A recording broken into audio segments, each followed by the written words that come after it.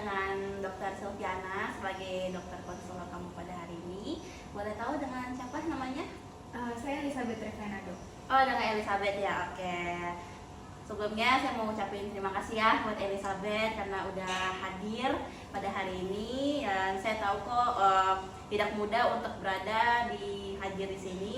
Jadi saya menghargai keberanian Elizabeth nih. Dan gimana untuk perasaan Anda hari ini?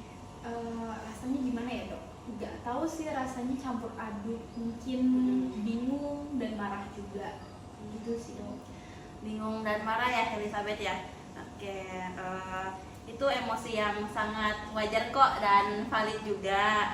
Kadang-kadang ketika kita terlalu banyak yang terjadi, wajar kalau kamu merasa seperti itu.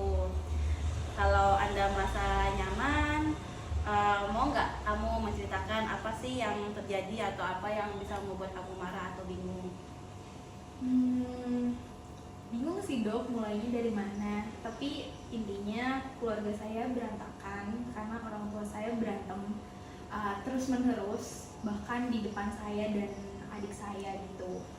Terus minggu lalu juga ayah memutuskan untuk keluar gitu dari rumah, dan itu yang bikin saya merasa aneh dan sepi sekarang gitu. Ya, saya dengerin cerita kamu kok. Dan pertengkaran orang tua Anda dan ditambah dengan perubahan besar seperti ayah meninggalkan rumah, pasti membuat Anda merasa tertekan.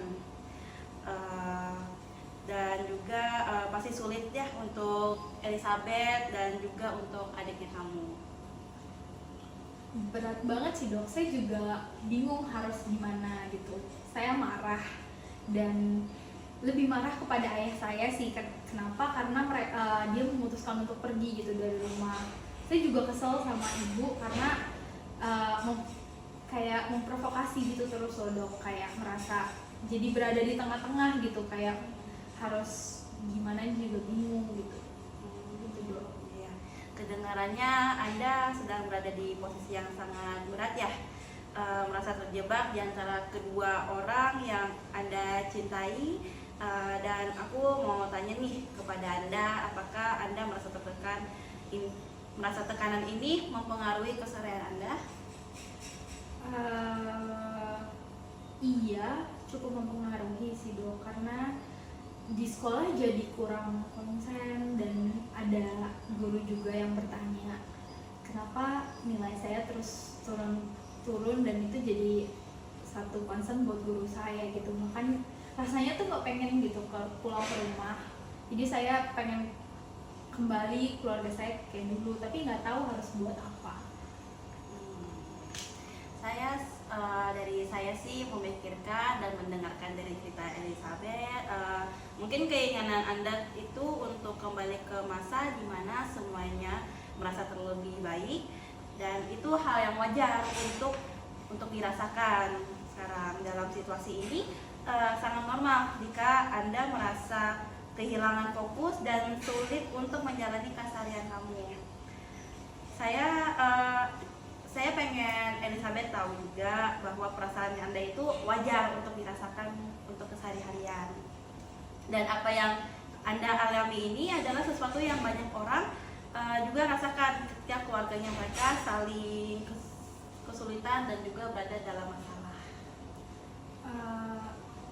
Tapi kalau misalkan saya merasa kayak gini, saya egois nggak ya, Dok? Saya pengen keluarga saya balik kayak semula gitu. Padahal orang tua saya juga mungkin merasa kesulitan juga gitu. Mungkin perasaan Anda ini sama sekali menurut saya tidak egois. Justru ini adalah tanda bahwa Anda itu sangat peduli sama keluarga Anda. Tapi penting untuk diingat bahwa Anda juga memiliki hak untuk merasa sedih, marah, atau bingung. Dan Anda itu tidak perlu mengabaikan perasaan Anda sendiri demi orang lain.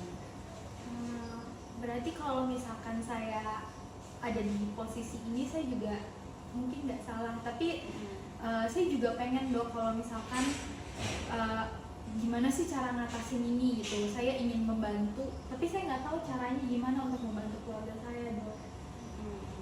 Kadang-kadang mungkin untuk langkah pertama yang bisa kita ambil itu merupakan dengan cara merawat diri sendiri. Jika Anda merasa terlebih kuat secara emosional, Anda bisa lebih mudah menghadapi situasi ini. Misalnya, apakah Elizabeth ada hal-hal yang dulu membantu Anda merasa lebih senang atau bahagia, seperti berbicara dengan teman atau melakukan hobi yang kamu sukai? Saya sih suka banget gambar dan itu membuat saya tenang. Tapi sekarang saya hampir nggak pernah lakukan lagi karena situasinya menurut saya nggak enak dok kalau gambar di rumah gitu. Jadi saya juga nggak tahu harus apa sekarang. Dari cerita kamu mungkin dengan hobi kamu juga ya dengan menggambar itu terdengar indah kok. Istilahnya itu untuk mengekspresikan diri Anda melalui gambar-gambar tersebut. Bagaimana kalau Elizabeth coba lagi nih untuk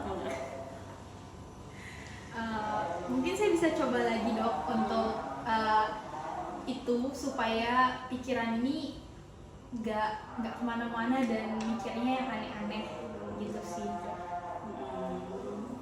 Nah itu langkah dan first step yang luar biasa nih buat kamu. Dan Anda juga udah melakukan banyak hal kok dengan datang ke sini dan juga berbicara dengan saya tentang masalah yang kamu hadapi sama ini. Dan kita bisa terus kerjasama untuk menemukan cara nih agar Anda merasa lebih nyaman dan didukung. Bagaimana perasaan Anda setelah berbicara seperti ini? Jujur lebih lega walaupun saya tahu setelah saya ngomong kayak gini ke dokter mungkin nggak langsung baik keluarga saya, tapi saya merasa nggak dihakimi itu udah lebih dari cukup. Oke, saya senang kamu ada mendengar berbicara dan saya juga mendengar cerita kamu, dan tempat ini memang selalu terbuka kok untuk Anda kapanpun Anda butuhkan, dan kita akan melalui ini bersama langkah demi langkah. Dan terima kasih ya Elizabeth udah datang ke sini. Mungkin sampai ke rumah bisa jalanin lagi, bisa kembangin lagi hobi, salurkan hobi lagi dengan menggambar.